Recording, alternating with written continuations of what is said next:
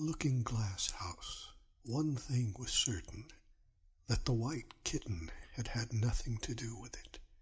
It was the black kitten's fault entirely, for the white kitten had been having its face washed by the old cat for the last quarter of an hour, and bearing it pretty well considering.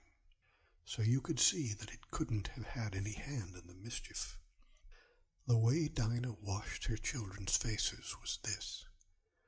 First she held the poor thing down by its ear with one paw, and then with the other paw she rubbed its face all over, the wrong way, beginning at the nose, and just now, as I said, she was hard at work on the white kitten, which was lying quite still and trying to purr, no doubt feeling that it was all meant for its good.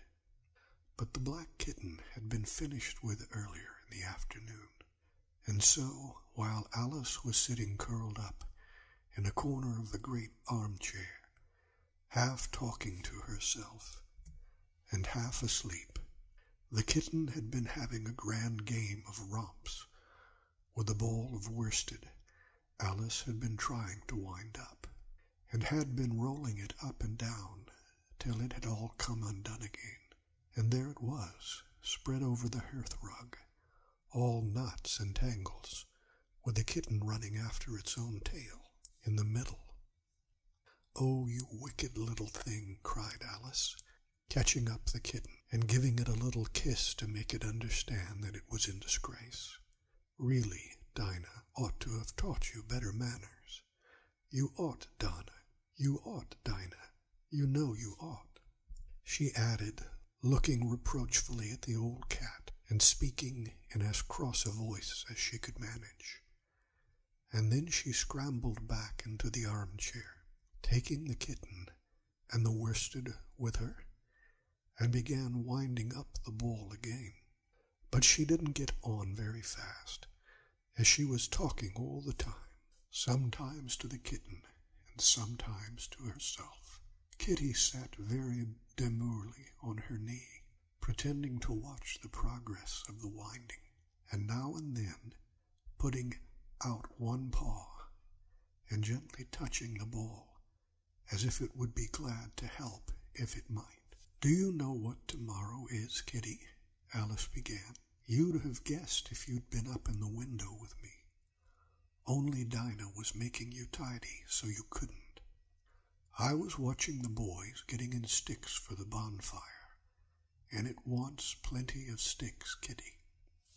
Only it got so cold, and it snowed so, they had to leave off. Never mind, Kitty. We'll go and see the bonfire tomorrow." Here Alice wound 2 or 3 turns of the worsted around the kitten's neck, just to see how it would look.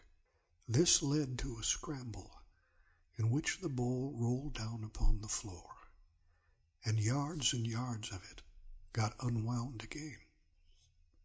"Do you know, I was so angry, Kitty," Alice went on as soon as they were comfortably settled again, "when I saw all the mischief you had been doing. I was very nearly opening the window and putting you out into the snow. And you'd have deserved it, you little mischievous darling.